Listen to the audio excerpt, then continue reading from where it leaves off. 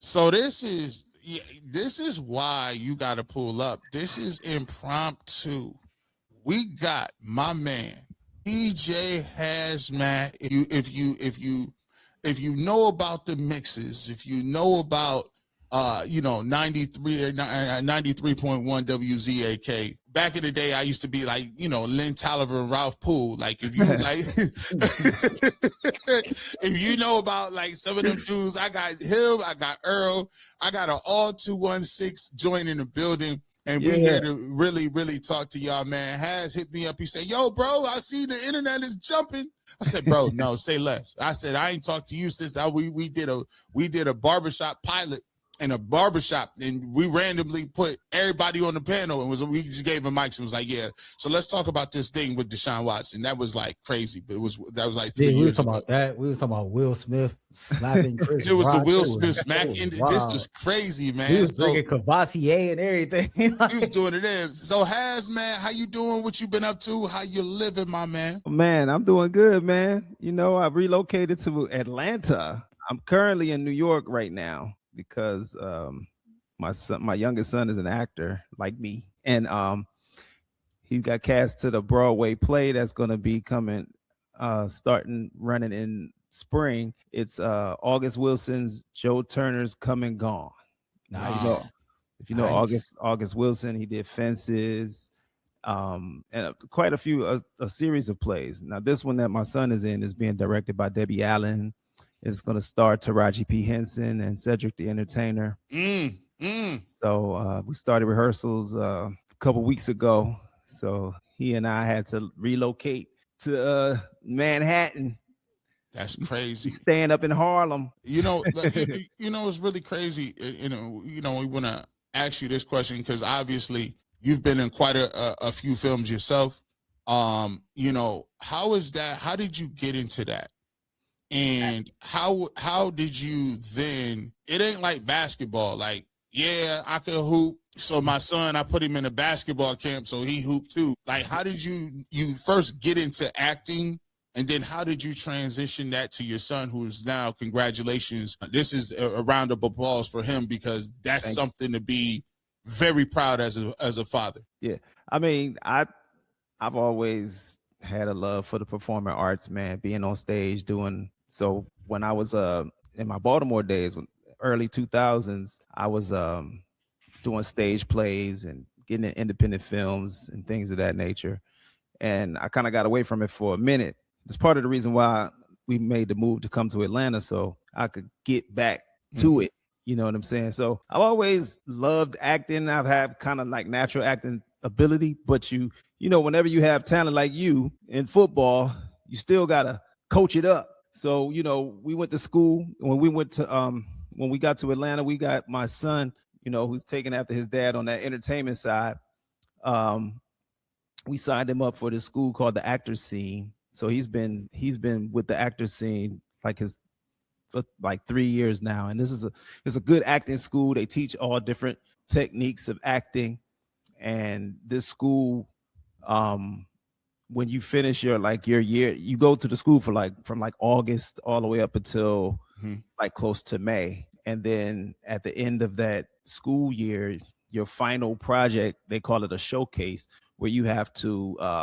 I know for me, this is my second year going to this school, and you do showcases is where, depending on what class you take, you have to do like a video piece. So for me, it was I had to write a 30-second commercial and then perform it on camera, where they film it for you. And then they do it for all the students in the different classes, and they present these showcases to their VIP list of casting agents, talent agents, movie studios, and then if any of those see your tape and they like you, they'll give you a call back. And if you get on a callback list, then you have to do another piece. And then if they like you from then they reach out to you and they want to sign you. So my son and I both are signed to we got a Southeast agent. Now we both signed to the same Southeast agent. And my son also has a New York agent through that school, which is what led him to being able to get this audition for this play that he's about to be in. Nice. So this is so crazy. Is I didn't expect this to be the Black Excellence show today. But Earl, I talked to him earlier today, and he goes, "Yeah, my daughter. Shout out to her. I asked her, how everything was going. He's like, yeah, she's gonna be like a brain surgeon or something. Just got a full ride scholarship. Throw that out there. Brain surgeon, right? Like, so he's like, he's sitting there, and I had an opportunity, and he's like, yo, G Bush, I was sitting with my, her mother, and I say, hey, we did a pretty good job. So Earl, full ride scholarship. When's she starting? Full ride scholarship to the Ohio State University. Shout out to my oldest child. She is president of the National Honor Society. She has, I think, one of the top 3 or 4 GPAs in the entire state. And for her to get a full ride to a D1 Power 5 prestige school like Ohio State academically and nothing to do with athletics, that's a blessing, right, man? Because you hope and pray that if you in a sound mind, if God keep you there, that's going to outlast whatever term that you're an athlete. And for her, that's a huge step. She's actually going to school to be a heart surgeon.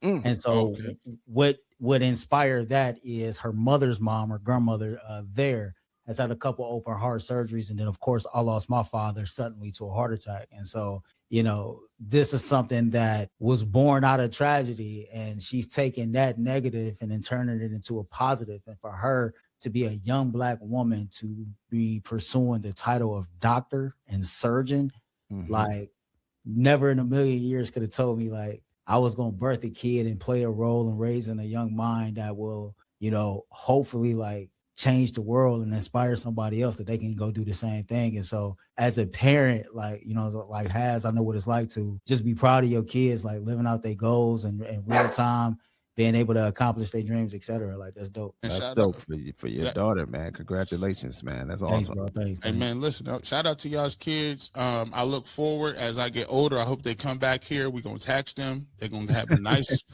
they got money. They're going to be good. They're going to have good benefits. And I need somebody to help me live out my life in the old folks home. So we're going to get that together. Speaking of the old folks home, these doggone Browns going to put us in one.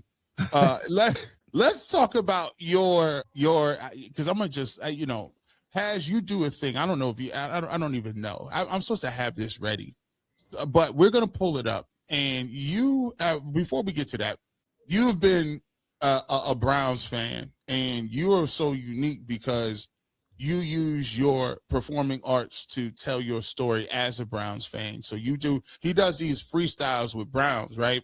And he creates these whole videos. And he actually has bars. He actually can rap. Like, he actually does these videos. And how I knew him was because I used to listen to the radio, and he used to have this segment called Hey Haz, and my mom used to always listen to it. So she thought it was like, oh my goodness, you guys. I said, man, he was one of my first interviews in the barbershop. So how did you start to put that together and kind of tell your journey as a person who is an individual who really is down for the Browns and your Browns journey, and how you got down with us? Well, I was raised in Cleveland, Ohio, all my childhood. I was first started knowing about the Browns back in the Brian Sipe days. Ooh. He was the quarterback when my father took me to some games back. I remember going to games out in Municipal Stadium, seeing them playing the Houston Oilers.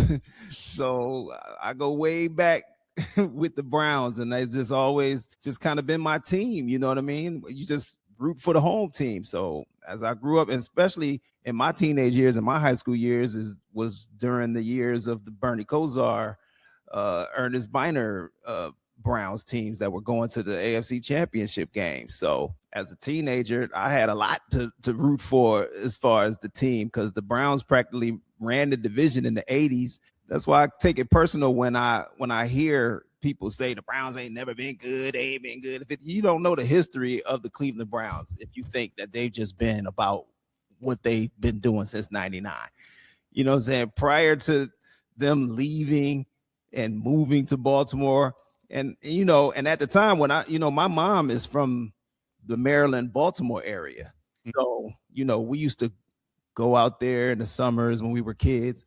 And when I graduated high school, I ended up moving to that area and lived out there. I was there when the Browns moved from Cleveland to there. And so I have a connection with both sides, you know, with the Ravens and the Browns, but I always remained true a Browns fan. So I got into a lot of sports arguments with the new Ravens nation when they were, you know, I got a lot of family members that are Ravens fans. My oldest son, who's 29 years old, was born the same year that the Ravens began in 96. So a lot of ties there. You know, so crazy. Before you get to that, we actually have the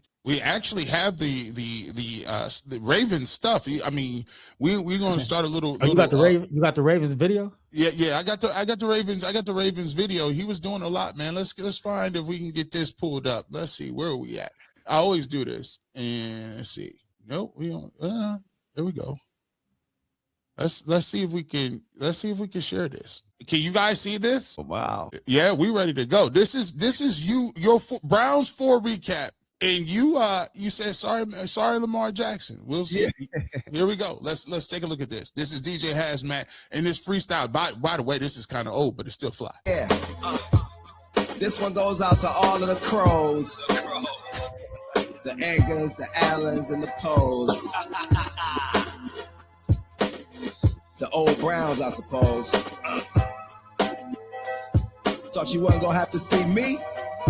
Sorry, Lamar Jackson. Ooh, we are for real. Everybody tried to criticize, so my Browns made Ravens Nation cry. Sorry, Lamar Jackson. Ooh, we are for real. Everybody tried to criticize, so my Browns made Ravens Nation cry. Yeah. Had to take a trip to Baltimore, beat up on a bird, take first place in the North. 40-25 was the score, so don't talk to me about a Raven, nevermore. My dogs went up in M&T and ruffled their feathers. Freddie seemed like he finally got the office together. Buck 65, Nick Chubb was on the loose, and Jarvis reminded you of why they call him the Juice. 5 trips to the end zone. Even fans like, who the hell is Ricky Seals-Jones? Our defense relentless attack, and Lamar like Oprah. You get a sack, you get a sack. Yeah, we dropped 40 on their asses. BJ with the triple reverse passes, and Mayfield was back to being Baker. Sorry, be more, but you just met your maker. Real. Everybody tried to criticize, so my Browns made Ravens Nation cry. Listen, John Harbaugh, you had a special thing going on, but ain't no more puppy love. Now that my Browns are strong, y'all took our team, thought you kicked our ass forever, and you can choke Odell Beckham, but my Brownie's still a better. Sorry, Lamar Jackson. Ooh, we are for real. Yeah. DJ Hazmatt. Again, I remember this happening. And by the way, it was like yesterday, because actually, if you listen to this, it was almost like Earl. We felt like we was on. We felt like, because you saying them names at the time, Nick Chubb ran crazy. I think Baker threw for did he almost threw for like 400 yards that game? It was something crazy. It was wild. It was wild. At that point in time, we'll get to this. There was actually a time period where we all was behind the quarterback. At that point in time, I think everybody in the city, because right now where we at with Shadur Sanders, where we was at with Deshaun Watson, where we was at with even go back to Johnny Manziel, either Colt McCoy or some of these guys. That point, I remember when we went into Baltimore and won that game, it just felt like everybody was behind one dude. We all knew what it was. And, I put the thumbnail out. At this point, it's been so long, I feel like our fan base, do we really support the guys like we used to? When you said Brian Sipe and Bernie Kosar, it was like Bernie would throw a pick. Guess what? Bernie was still the quarterback next week. It just don't seem like it's that type of energy right now. Do you think being the eldest OG, because you was back when Brian Sipe, you older than I ain't gonna tell you the age. I'm an 80s baby, but I wasn't 80 like that. Do you think like we was more together back then, or it's just more media now? Absolutely. Because I think the way it is now, and I always talk about this because when I moved back to Cleveland after living in the, in the Baltimore, Maryland area, when I came back, I did notice a shift in how the fans' attitude was towards the team. And, I came back to Cleveland in 2008. So the team had been back for a while and all of the losing had been going on and all of the, I just think there was a psychological effect that happened to the Browns fans since I had left. I left, the team was on top. I left in 88. So 80, 86, 87, 89, they were a top team in the league. And then after Marty Schottenheimer, got fired, and then they switched up, then we got Belichick, and then they started to become a playoff team again, and then they lost the team. I just think that since that time, all of the Browns fans just expected the team to kind of like pick up where they left off. And so now it became a thing where they didn't have any patience for anything. They wanted to get right back to it. And the effect of, the Baltimore Ravens going to a Super Bowl, basically the year the Browns came back. Yeah.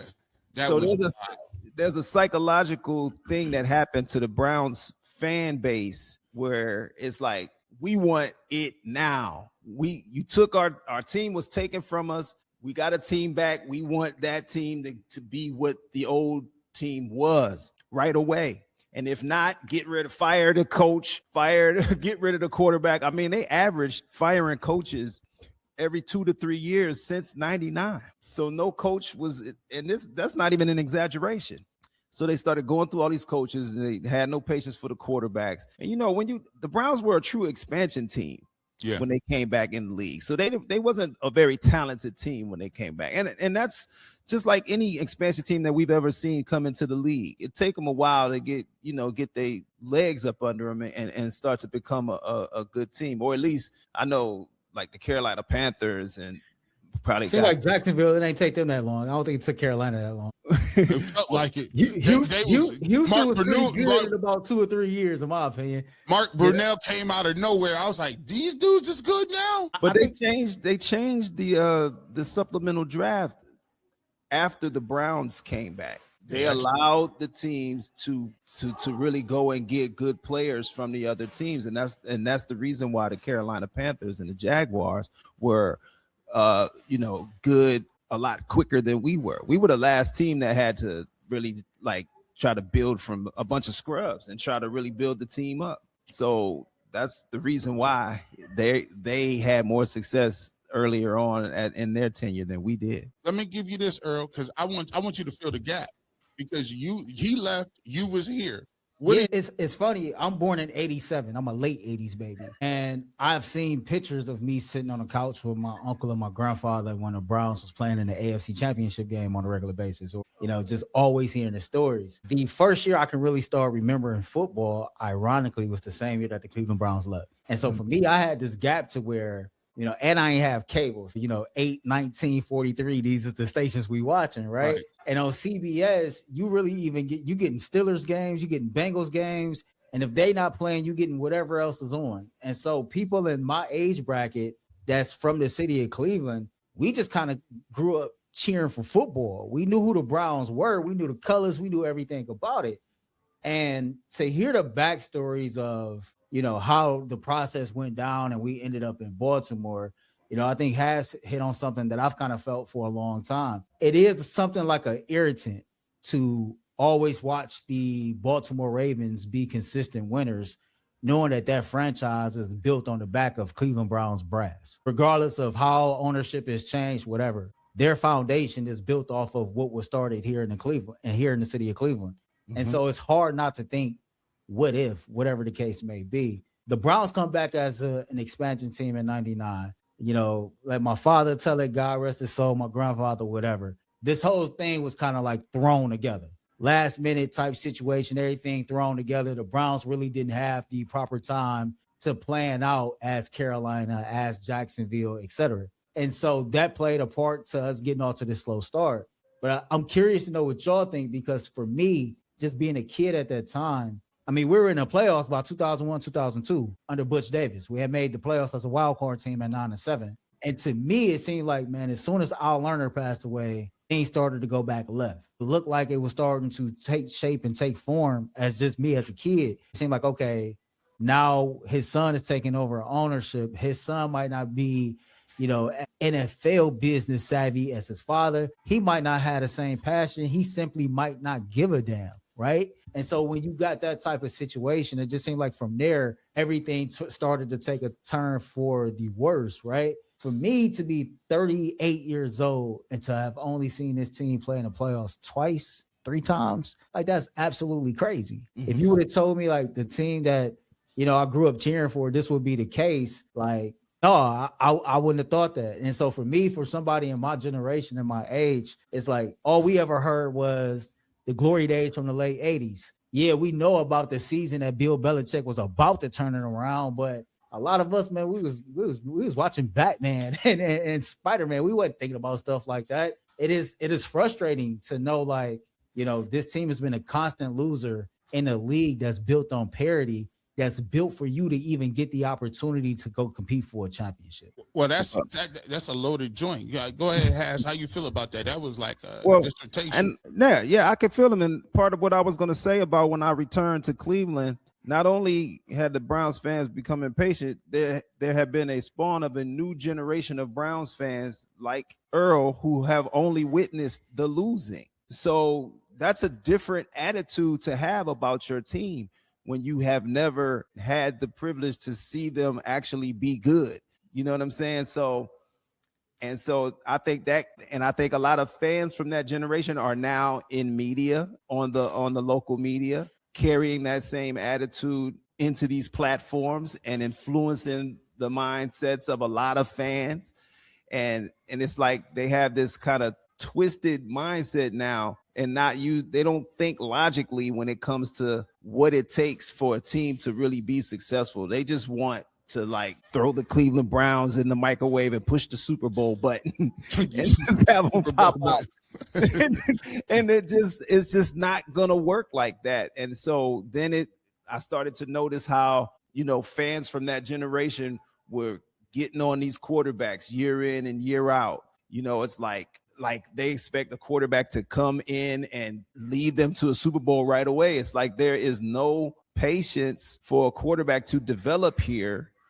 And I always say the dysfunction of the Browns throughout these years is threefold. It's the team management, it's the fan base, and the local media. And they all play a part in the total dysfunction of this organization, because I believe that ownership has been influenced by the sentiment of those fans that think like that, and decisions were made based on some of those influences throughout the years, and just not causing the team to not really run the team like a functional football team should run a team. Just trying to, let's hit the lottery. Oh, we crapped out. Let me roll the dice again. Oh, that didn't work. Let me roll the dice again. You know what I mean? So that's just kind of, and we've been in this vicious cycle for many, many years,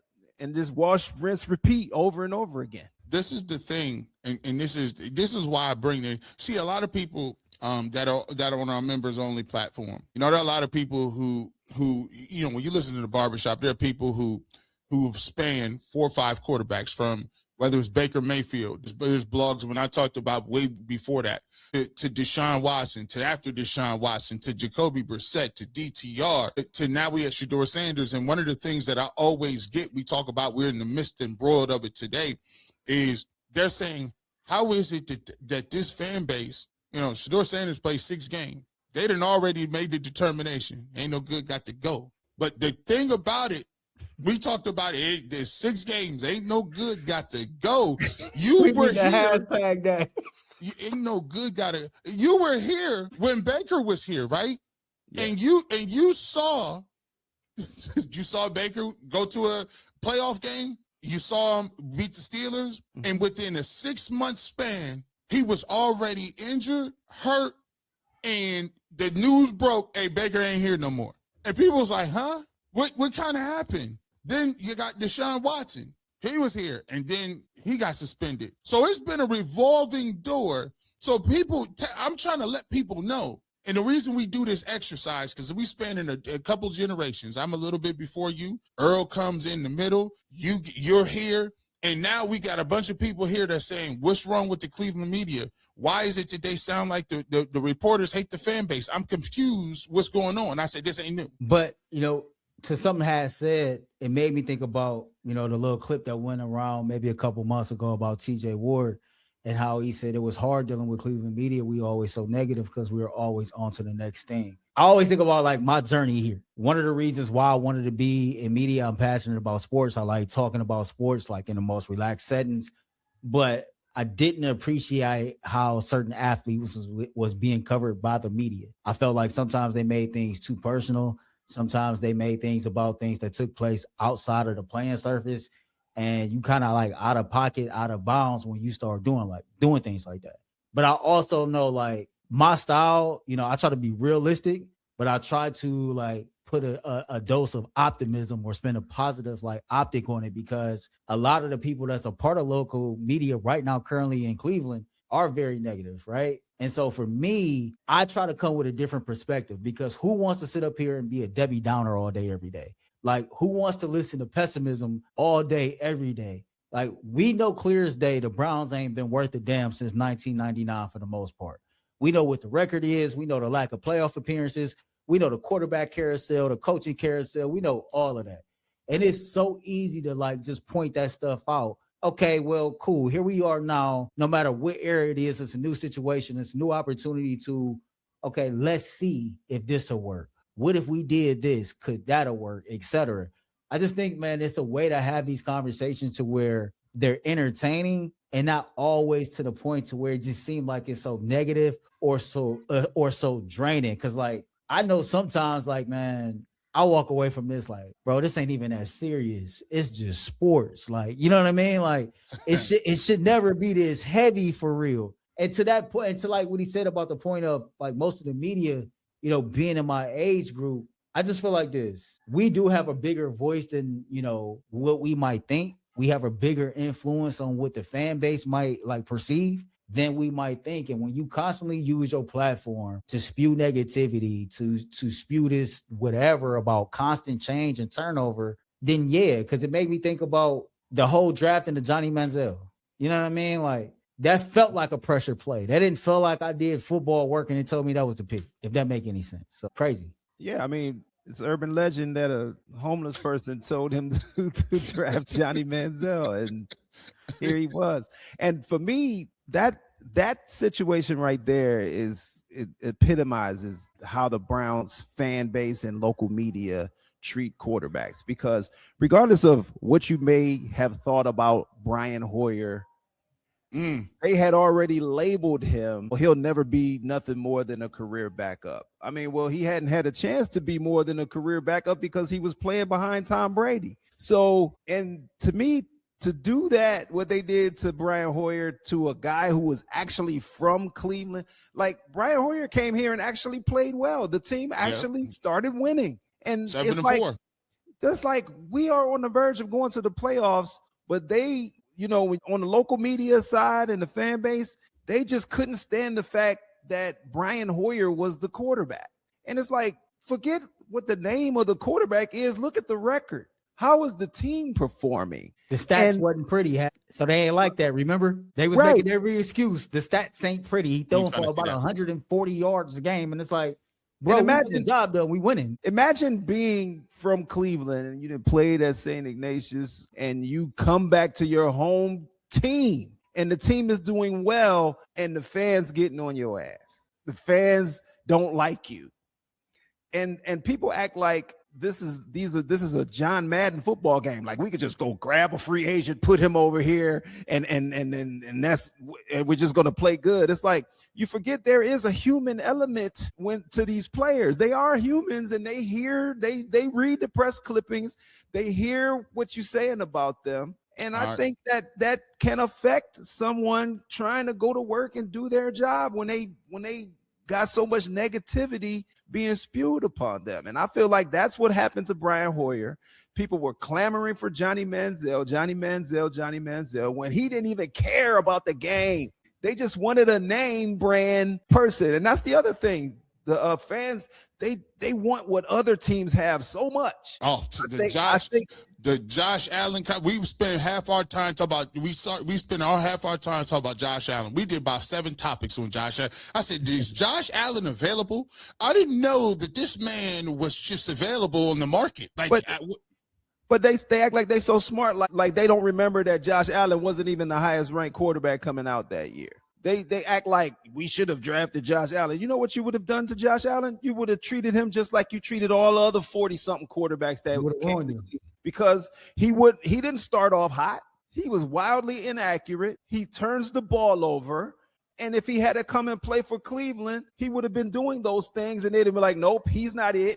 We got to move on. And so that's, the city itself is not ready to accept and welcome a quarterback here. It's like, what quarterback is going to satisfy you? None.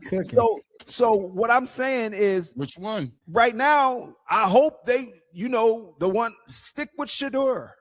You know what I'm saying? Because now they're trying to convince themselves that he's not a good quarterback.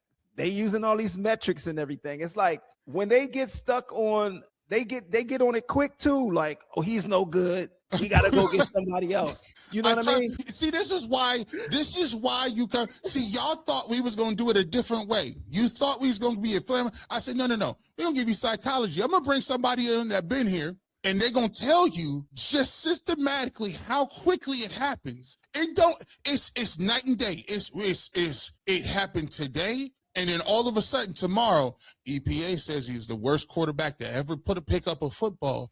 And you're like, huh? I never seen so many fans use the whole EPA argument than I have in the last 2 years. And to Haz's point, average fans having locker room, cooler talk, whatever, wasn't talking about EPA until the media start coming up here and talking about EPA. And I get analytics as a part of the evaluation process, but so is the eye test. Like, again, I remember the good old days of just sitting back watching football as a fan, and you wasn't pulling up no advanced analytics. You was just making an educated opinion based on what you saw. If this dude can play, if he got potential or promise, if he a flat out bum or not, right? And for everybody who want to throw this advanced EPA when it comes to Shadur Sanders, because that's what we talking about. Man, I done seen Cody Kessler.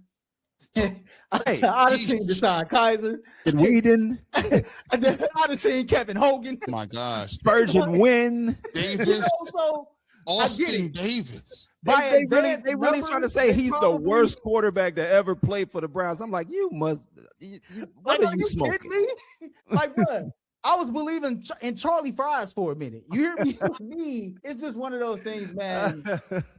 It's easy to pick and pull from whatever you want to try to make whatever assessment that you want to make. What pisses me off to my core is we all supposed to be Cleveland Browns fans first. Mm-hmm. And sometimes, man, like we draw a line in the sand one way or another, and we forget the main thing is to go out here and try to win, to be a part of a fan base that can cheer for a consistently winning team. Like, I remember my father and my grandfather used to always say, man, damn the name on the back of the jersey.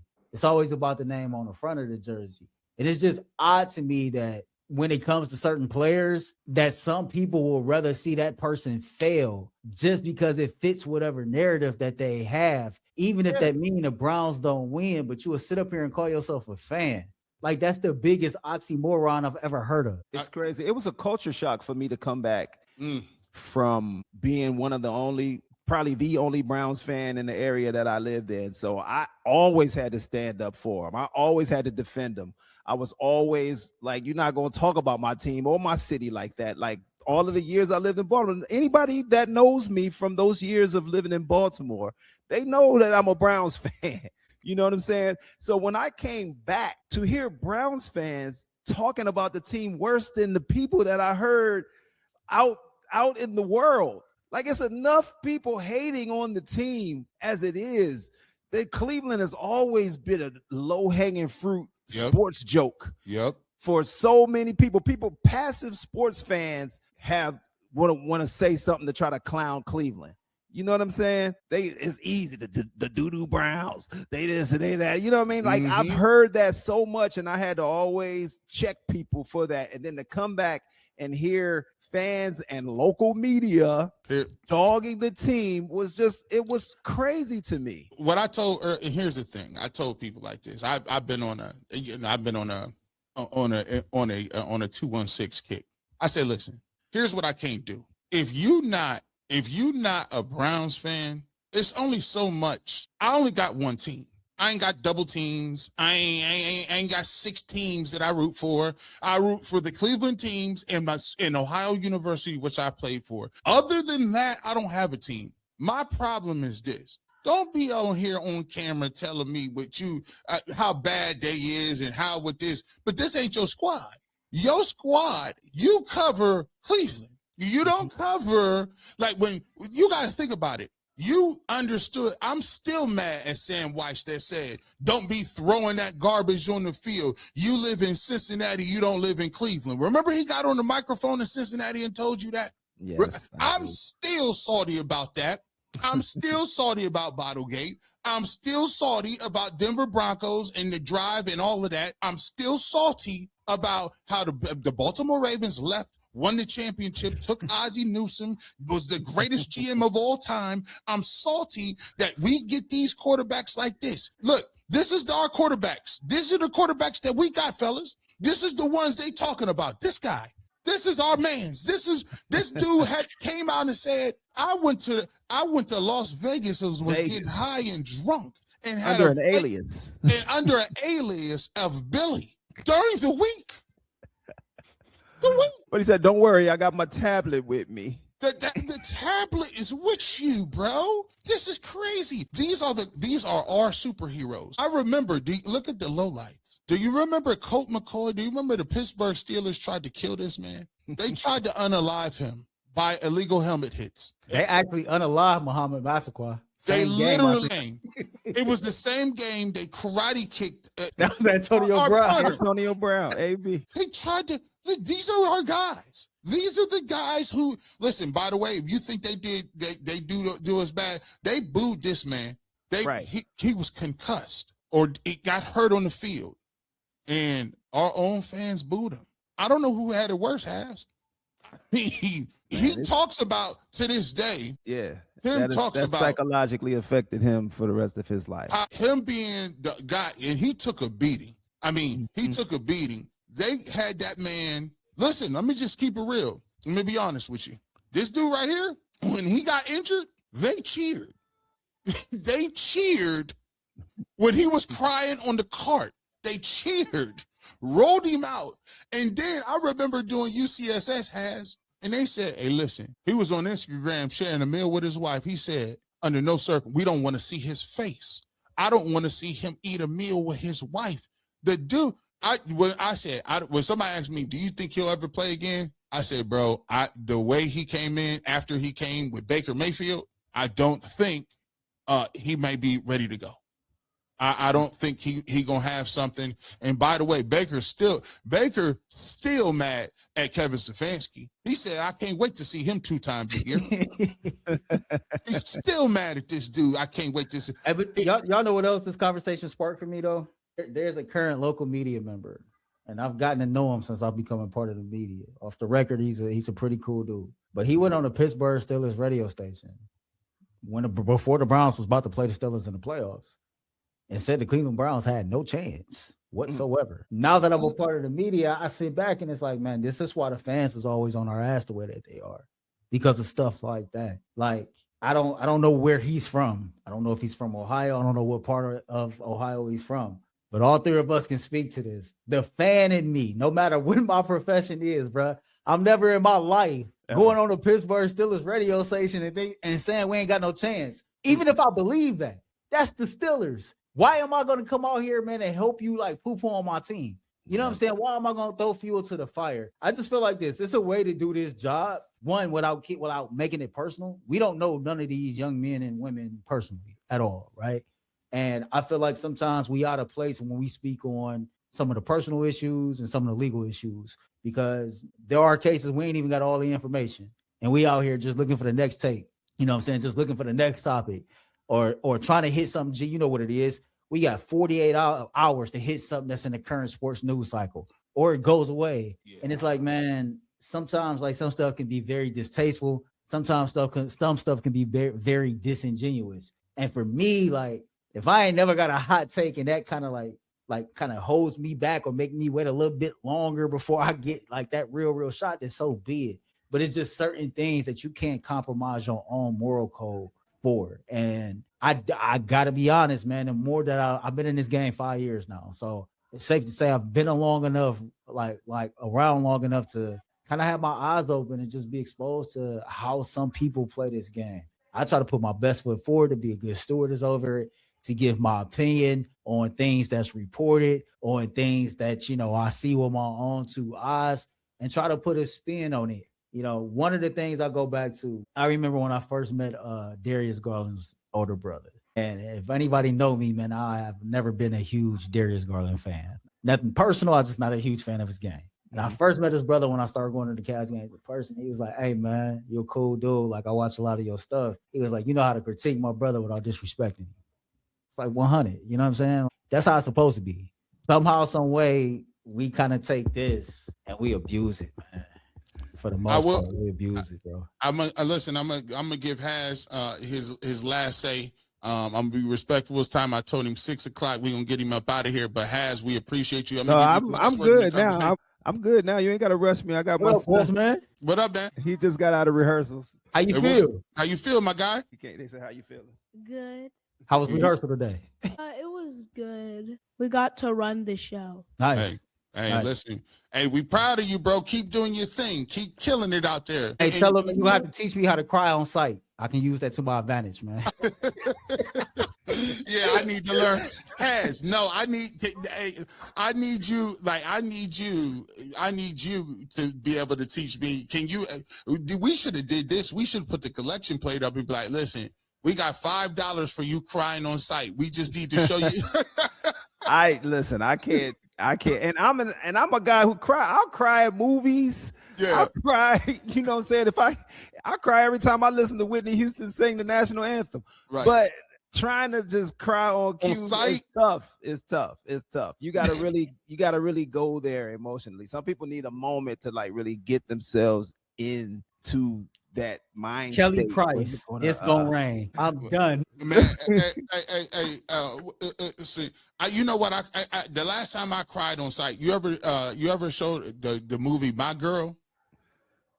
With Macaulay Culkin. With Macaulay Culkin? Nah, I'm not familiar with that one. Boy, yeah, it was a funeral scene, and she was asking him to wake up, and she was like, "He needs to wake up," and I'm like, "Oh no, I can't do that." Hey, I the got Morris choked up. Chestnut cry from what was the Best Man Holiday when they was putting his wife in the ground? Oh man, he had to. Yeah, that was tough. We talked about that. What about Armageddon when Bruce Willis was saying bye to his daughter when he was about to man blow the asteroid up.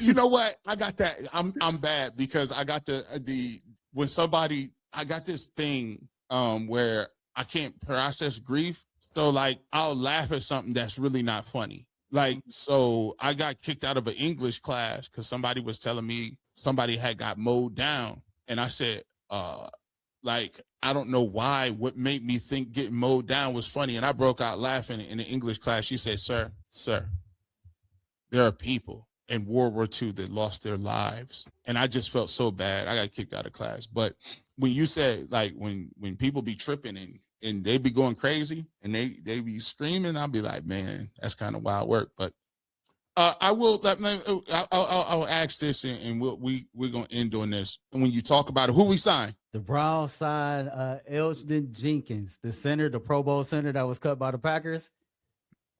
And you been putting in work, boy, getting that offensive line together, boy. Yeah. Boy. Y'all. Listen. Yeah. Listen. Go ahead.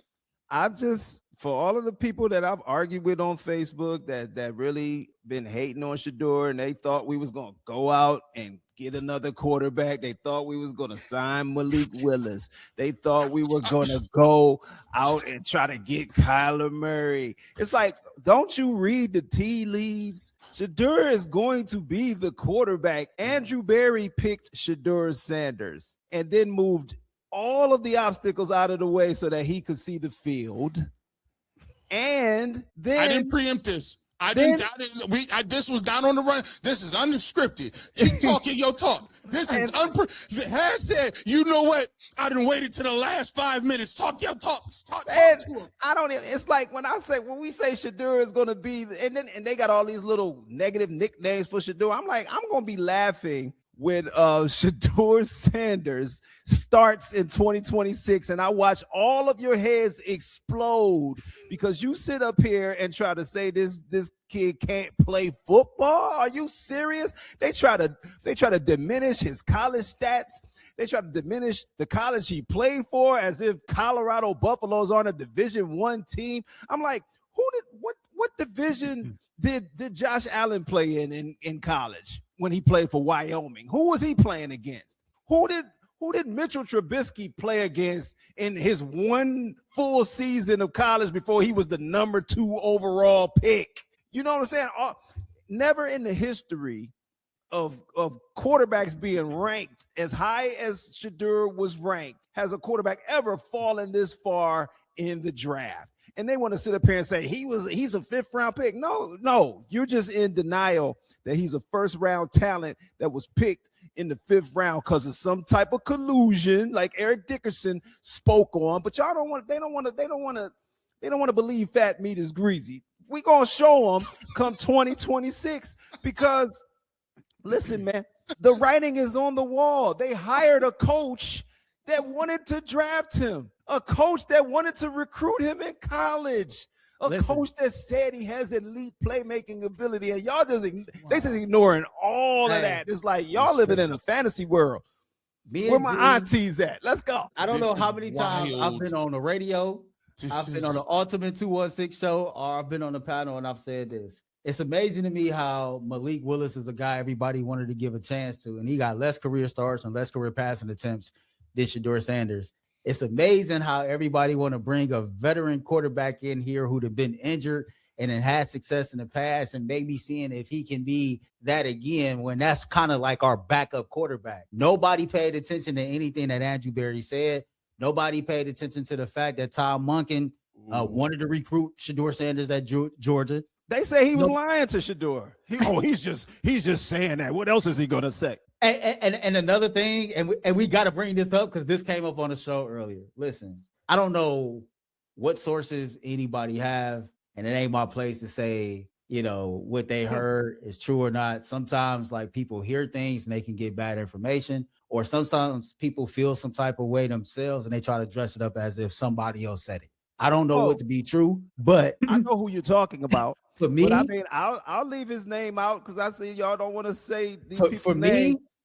For me, you got to be careful how you word certain things because it can paint a broader picture that'll trigger other people. And I know this, and I'm the youngest person on this panel. One of the biggest stigmas against black quarterbacks in the NFL, they're stupid, they're remedial, they're dumb, they're slow. They don't work hard, they're lazy. And I think that's a bit disingenuous to use your platform or kind of go out there and say that. Even if you've been told that, ask around, because just as many people that, let's say, have said that, I can count about 10, 12, 15 more people to say this man has a great work ethic, that he studies hard, that he watches film. And I think that there's a sense of people don't want to give Shadur Sanders grace for simply being a rookie quarterback that was in a very unorthodox, unique quarterback like competition.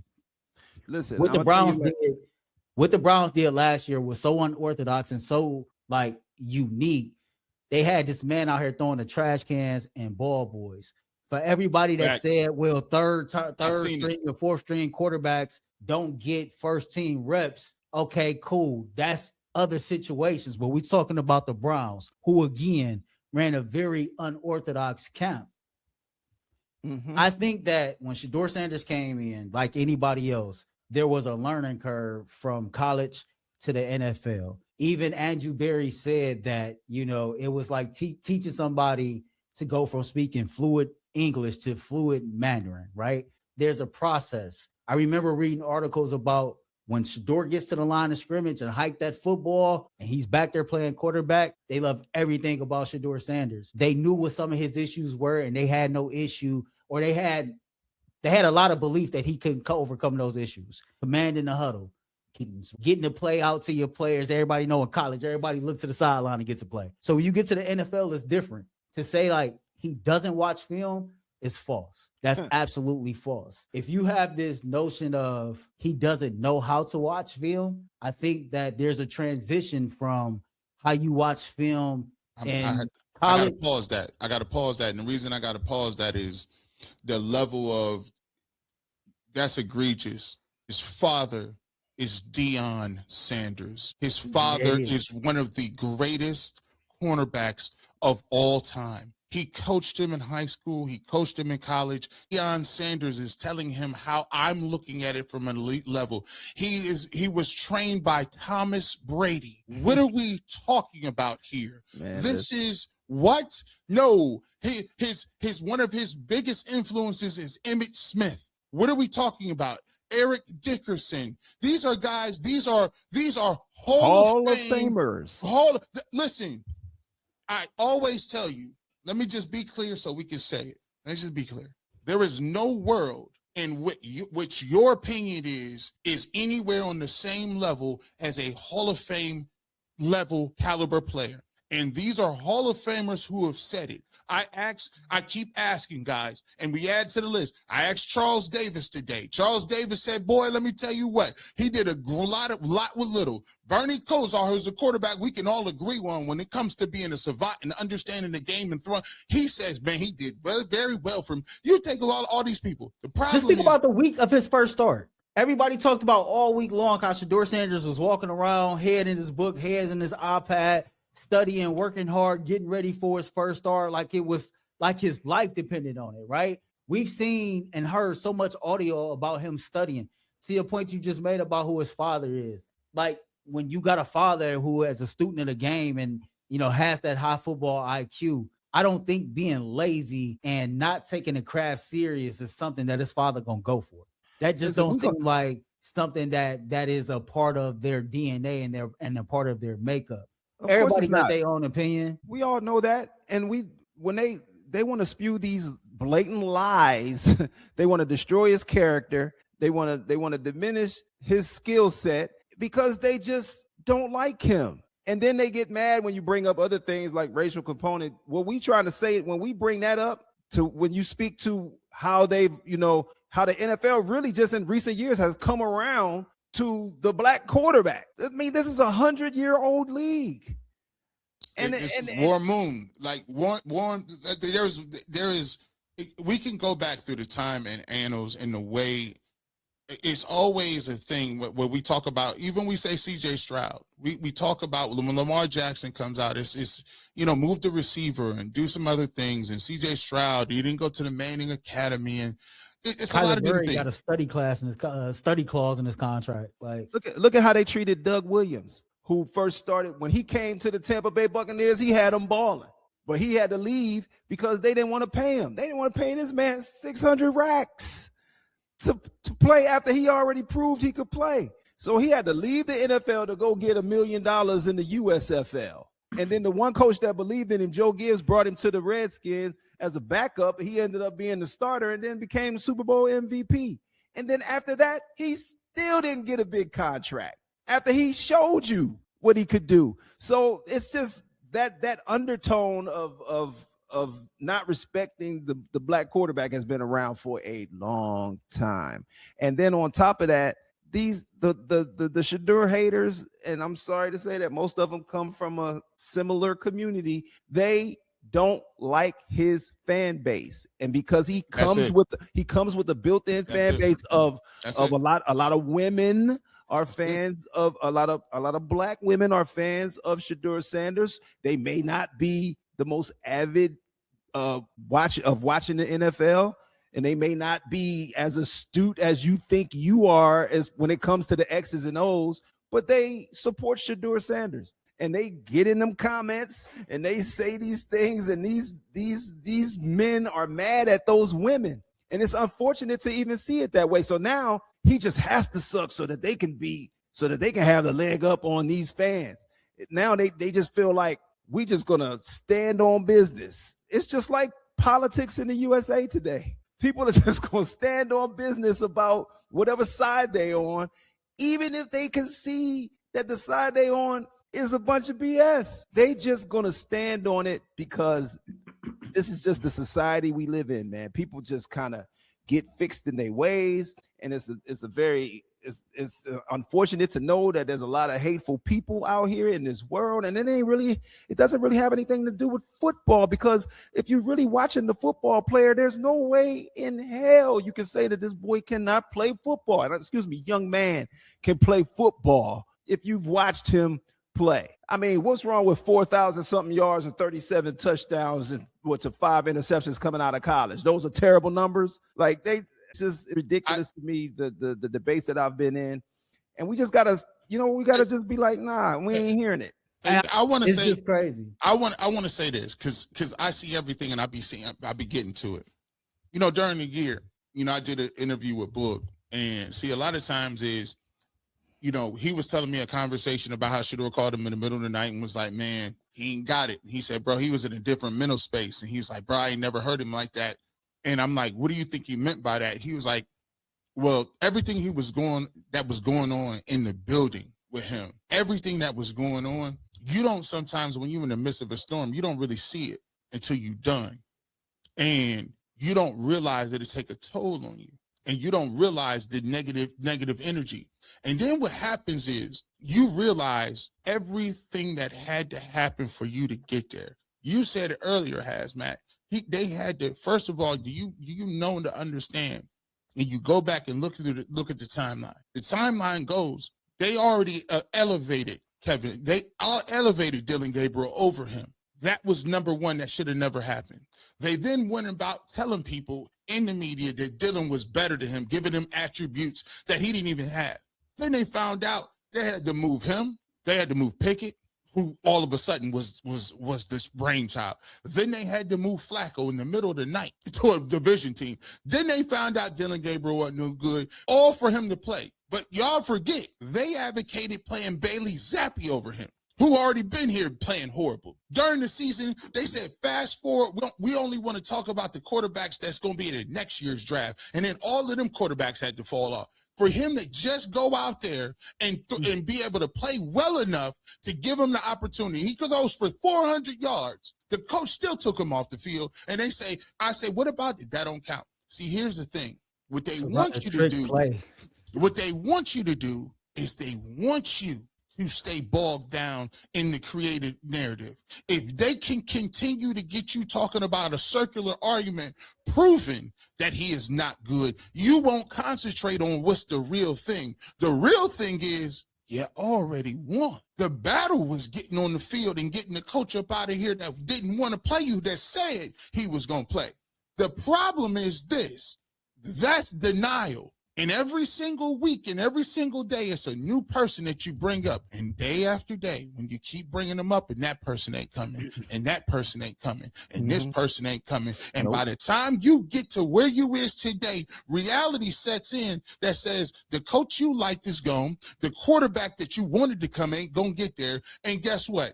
They're not leaking no more information because they already know you didn't want the Andrew Berry to be there to start with. So now you dealing with denial. So here's the thing. The key is you don't argue with them. You smile and say, that sounds good. Okay, we'll see if Kyler Murray's coming tomorrow. Oh, they're not? Because we're not arguing with you about what your made-up stats are, because the reality of the situation is you can kick and scream and do all you want to. It's not going to change the facts on the ground. Like, it's kind of funny how like the narrative is it's starting to change. You're starting to see how free agency is shaping up. You're going to see how the draft is shaping up.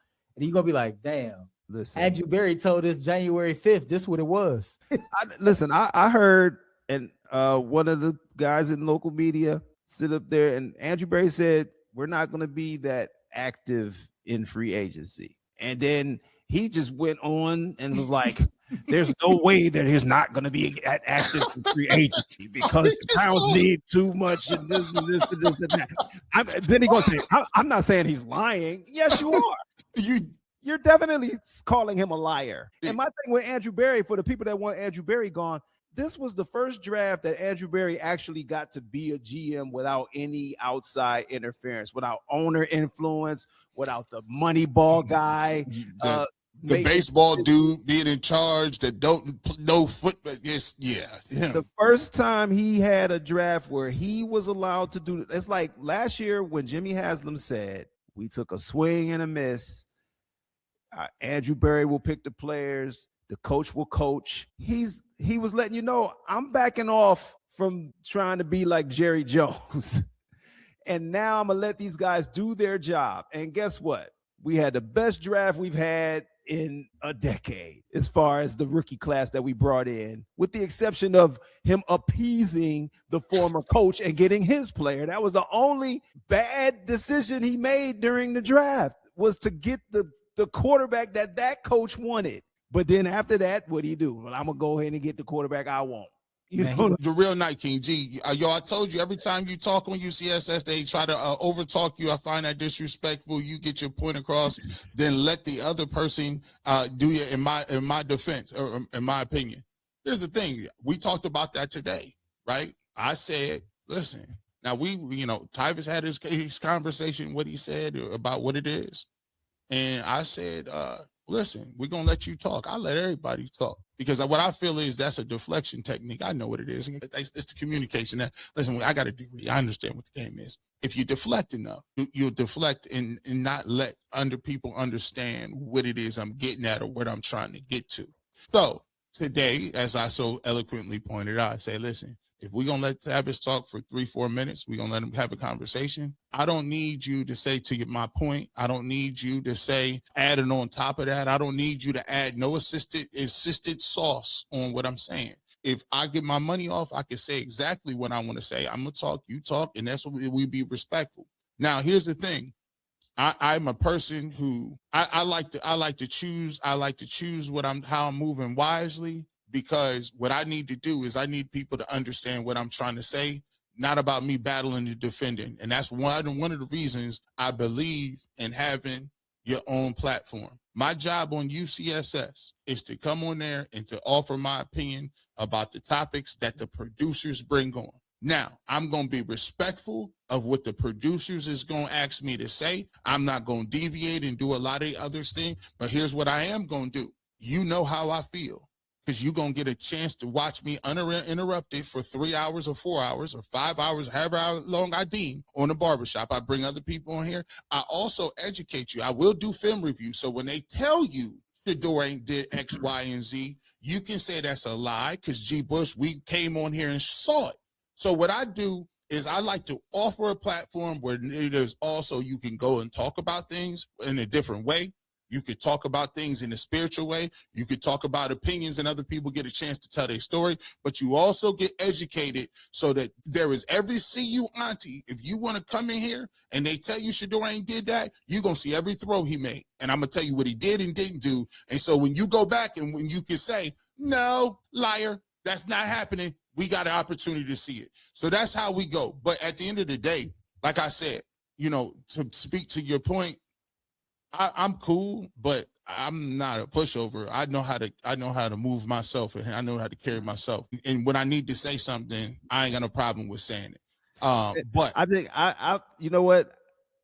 I watch these episodes when you're on there, and sometimes I want to jump through the screen and get to slapping everybody. But I know that's how a lot of fans that watch it, who are on your side, feel. It's just like, man, hell, he's shut up. You know what I'm saying? Sometimes it's just feels so. Somebody need to get an AI with your face and their faces, and like, you know how they do the AI videos and change the words up, like just show you going off on a good time on an AI video, like just like that real reaction. You know how I've seen it in movies before. How somebody think, somebody might be pissing somebody off, and then they imagine they did something real crazy to them, but then it snaps back to reality. They didn't really, act out like that. If I knew how to do those AI videos, I'll make one. It's so crazy. There's so many people out there. I don't even like the content. If you watch it, you go watch Simply Ball Dropping. Shout out to Big Snack. Shout out to FB Teams. Those dudes, listen, they got the footage, and they listen. The way the internet is now, the receipt. Here's the thing, y'all got to get. Y'all change the way people operate. What I mean, y'all, is the people in the chat, because they're not mad at me. They ain't mad at Haz or Earl. Y'all got them in a tizzy. Because the first thing that they've understood is, I told them when y'all was coming over here, I said, it's different. Y'all been getting away with a lot of stuff. They're going to hold you accountable. And what we're watching right now is people not wanting to deal with accountability and being able to say, because I have a pen, I have a platform, I think, therefore I am, I can say it. Now it ain't like that, Earl. It's gonna have to go to Twitter and see it. You're gonna have to be in a Facebook group and see it. It's in the comment section. You heard one of the most disrespectful things in the world to me is cutting me off while I'm talking. Like, I just think it's disrespectful. And I'm one of those people, if I tell you something is disrespectful to me, I'm communicating that towards you. If you proceed to do so, then you're showing me you don't give a damn about me or disrespecting me, because I flat out communicated to you as peacefully as I could. I find this disrespectful, because we all know we all view disrespect different. It look different to everybody. But if I tell you something is offending me, or it's disrespectful to me, and you continue to do it, then that makes me feel like you really don't give a damn about me as a person. And once I see that, all right, now I got to adjust how I deal with you, whether it's personally or professionally, so that I can continue to do what I got to do, but not lose anything in the process. And this is why I take Earl with me in the streets. You see that? Hey, listen. And how ridiculous is it to say the Browns should get rid of Shadur Sanders?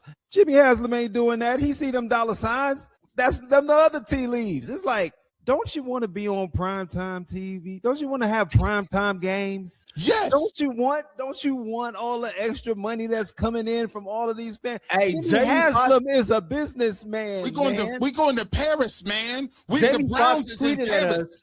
And everybody thought it was the worst thing in the world. I'm like, man, this is Jamie Foxx, bro. Tweeting at our show, bro. Yeah, Jamie Foxx tweeted that. I said, yo, we lit. We ready to go.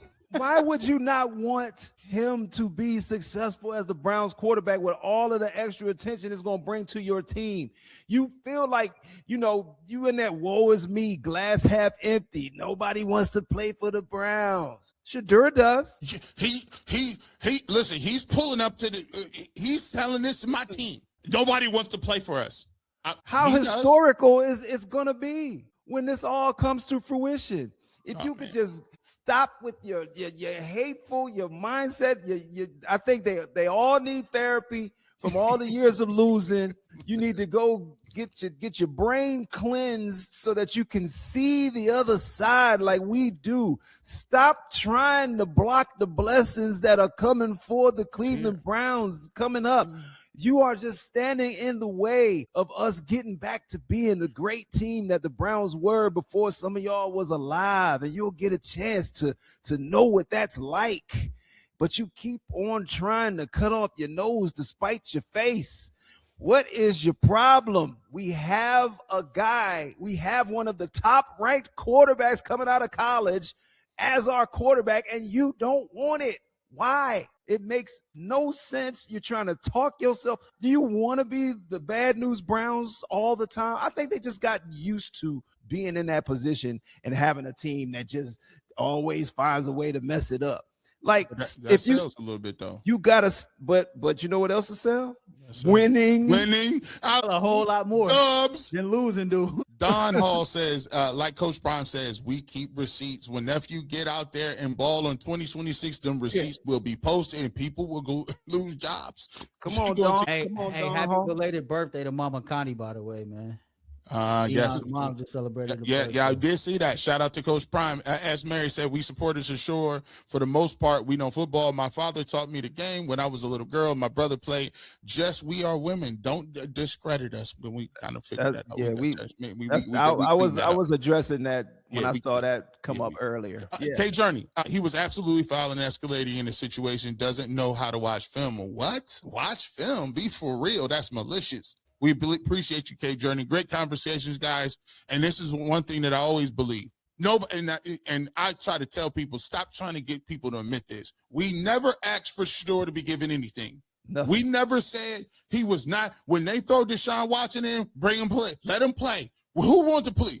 Come on in here. Who wants to work? We have seen him as a child to an adult, and we know his character and work ethic. Just be fair, and we believe. And by the way, why is it a bad thing to say, I believe in a dude that I think he can be something? Why is that a bad thing? Like, and Browns fans, just all across the board, why is it a bad thing to believe in your quarterback and want your quarterback to be good? Why is that a bad thing? Why is that a bad thing for you? Because it ain't Arch Manning, because it ain't, it ain't the quarterback you dreamed of. They told you should. The problem I have is they tell you what you should and shouldn't do. And I've always had the problem. I've always said, even this is me, it's my platform. Everybody that's been on here can tell you, don't even listen to me 100%. Come up, watch your own stuff. Man, Earl was a producer on my show. We don't agree 100% on a lot of stuff, but that's okay, bro. But formulate. Don't be no mindless person that is going by. Do your own research and come up and formulate. Believe your eyes, man. Well, we got real relationship. And get you a 12 jersey. You know what I mean? Like, there's a real relationship there, right? And when you have a real relationship, when you got real respect for somebody, you're gonna always keep it respectful. I can disagree with G. I can crack on G all day, and G do the same thing with me all the time. We brothers. And that healthy banter back and forth is the same way. I think the great thing about it is, and shout out to, I've had this conversation. We even have a love-hate relationship.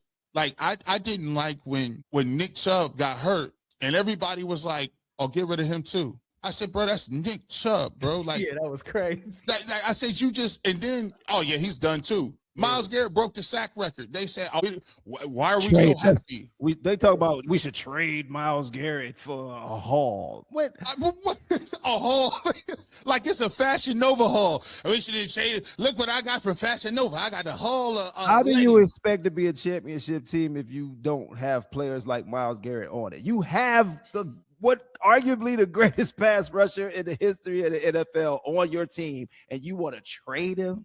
They want everybody gone. Everybody they constantly be so infatuated with these players from these other teams, and to the point where you overlooking the actual stars that you have on your own team. They told make your own name. Talking about trading Denzel Ward. Make your own name for yourself. That's like, stop trying to live off somebody else's name. Make your own name for yourself.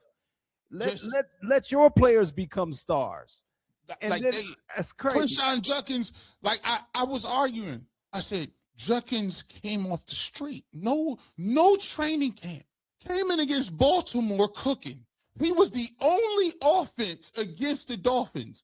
We just said, run him 100 times. He breaks his leg. 2 weeks later, oh, he had a regular season. He ain't that good. What? What? Look, has done. I mean, I got my son over here. Like, when we leave it, so I'm gonna have to go ahead. Hey, listen. We gotta get on this subway. Texas has. I want to appreciate you, man. We read the super chats with Earl, but thank you so much. We're gonna have you back on, Has. But we appreciate your candor. We appreciate you. Salute to you and your son, and continue growth and blessings as you continue to do your career. Next time, are we gonna all get? You never know when Jeepers might show up. We appreciate Earl pulling up. Shout out to DJ Hazmatt. Shout out to you once again. Congratulations to your daughter, full ride college scholarship. That is to be commended. And as always, we appreciate you, the best part of the show. You never know when I show up, but if I keep the clippers on me, you know what we're going to do. Have a good rest of your evening. And as always, it is always go Browns. Peace.